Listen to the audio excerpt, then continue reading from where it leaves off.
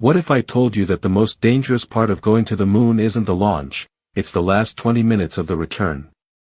Right now, as you watch this, four astronauts are preparing for a mission that defies the safety logic of the last 50 years. They are about to ride a fireball moving at 25,000 miles per hour, relying on a heat shield that, just 3 years ago, did something that terrified NASA engineers. This isn't just a test flight. This is the first time in history humans will attempt a re-entry maneuver that usually belongs to skipping stones on a lake. If the angle is off by a fraction of a degree, they don't come home. And the scariest part? The computer models that predicted this shield would work were wrong before. Let's go back to December 2022. When the uncrewed Artemis I mission returned to Earth, the splashdown looked perfect on TV. But when engineers hauled the capsule onto the USS Portland recovery ship, they froze. The heat shield hadn't just burned, it had shattered. Huge chunks of the protective avcoat material were missing. It looked like a cookie that had crumbled in the oven. Engineers call them divots, concave craters where the material literally popped off. And here is the impossible fact, the supercomputer simulations, which ran millions of scenarios, didn't predict this. Not once. Now, in 2026, NASA is putting 4 human beings, Reed Wiseman, Victor Glover, Christina Koch, and Jeremy Hansen, inside that same capsule design. This is the figure 8 of fire. Artemis II will take these 4 humans further from Earth than any human has ever traveled, 4,600 miles beyond the dark side of the moon. If something goes wrong out there, there is no quick return. Gravity takes 10 days to bring you home. The question is, have we fixed the shield? Or are we rolling the dice on the biggest gamble since Apollo 13? To understand the gamble, we have to look at the machine. This is the Space Launch System, or SLS. It is the most powerful rocket NASA has ever built, generating 8.8 million pounds of thrust. That's 15% more power than the Saturn V that took Armstrong to the moon. Unlike the International Space Station, which circles comfortably just 250 miles up, Artemis II is a free return mission. Here is how the next 10 days will go. The crew will launch from Florida, circle Earth twice to check life support systems, and then fire the main engine to perform a translunar injection. This is where things get strange. They aren't landing. They aren't even entering lunar orbit to stay. They are doing a flyby. Gravity will grab the spacecraft, whip it around the far side of the moon, and fling it back toward Earth like a boomerang. It sounds simple. It's exactly the physics that saved Apollo 13. But there is a catch. The Orion capsule is massive compared to Apollo. It's heavier, wider, and carries much more energy. When it comes back to Earth, it won't be entering like a normal spaceship. If you dive straight in at 25,000 miles per hour, the G-forces would be brutal, up to 12 gs, and the heat would be unmanageable. So, for the first time with humans on board, NASA is attempting the skip entry. Imagine throwing a flat stone across a pond.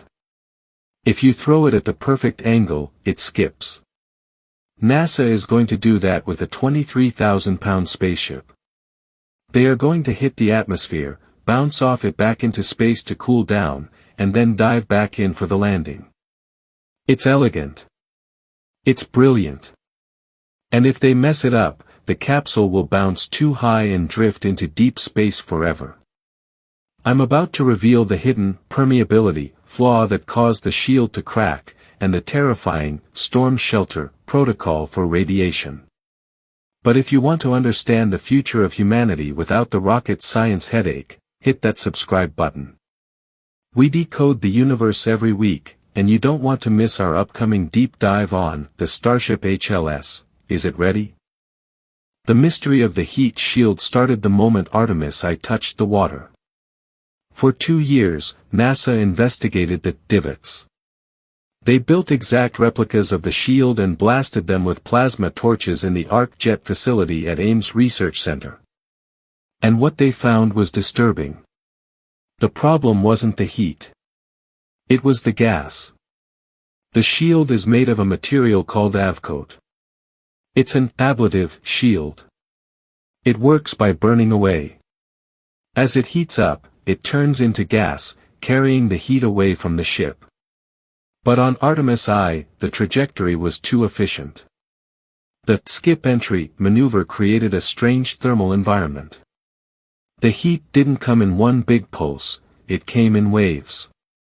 Here is the detective work: the avcoat material wasn't permeable enough. When the material heated up, it generated gas inside the solid block. But that gas couldn't escape fast enough. Pressure built up inside the shield until it literally exploded from the inside out, blowing chunks of the shield off into the plasma stream. NASA calls this a permeability mismatch. I call it a ticking time bomb.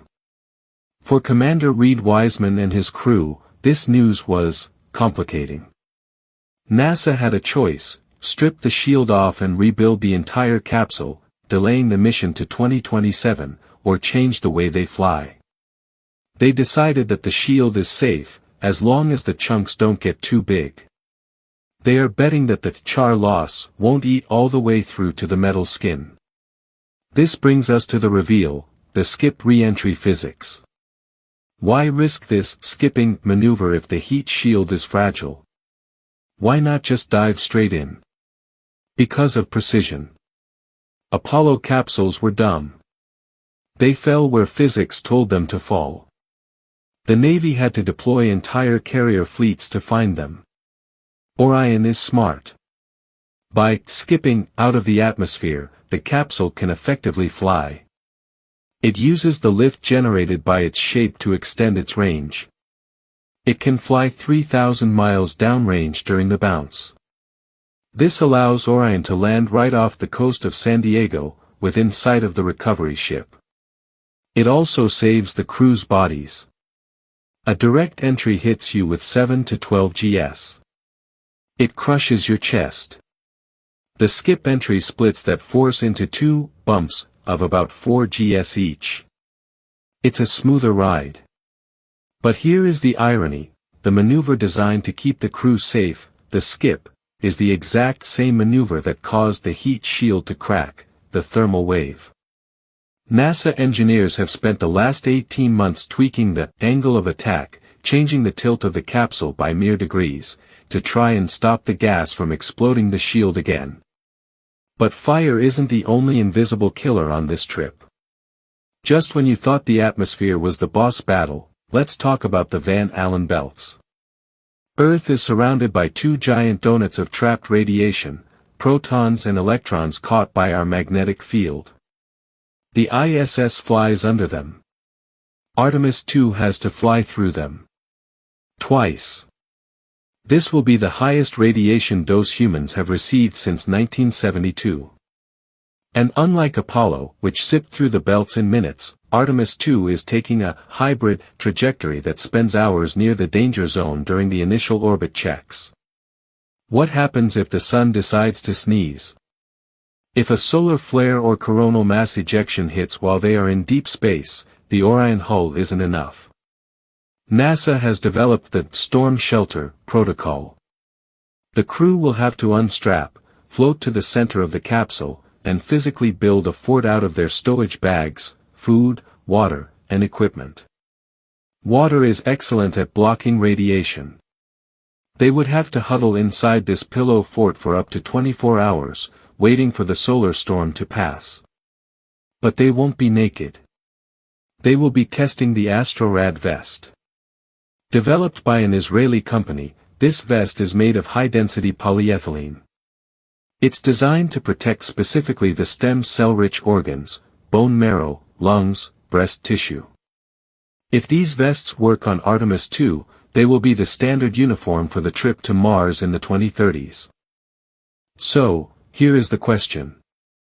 We are taking huge risks: new heat shield dynamics, high radiation, skip entries, just to orbit the moon. Some critics say, we've already been there. This is a waste of time. Go straight to Mars. Others say, we need to practice on the moon first. Mars is 100 times harder. Which side are you on? Is Artemis a necessary step, or are we spinning our wheels? I genuinely want to read your take. Drop a comment below. This mission isn't just about survival, it's about connection. Apollo gave us grainy, black and white TV. Artemis II is going to give us O20, the Orion optical communications system. For the first time, we aren't using radio waves to send video. We are using lasers. This system can transmit data at 260 megabits per second. That is better than the Wi-Fi in most hotels. This means we are going to get 4K, ultra-high-definition live streams from the far side of the moon.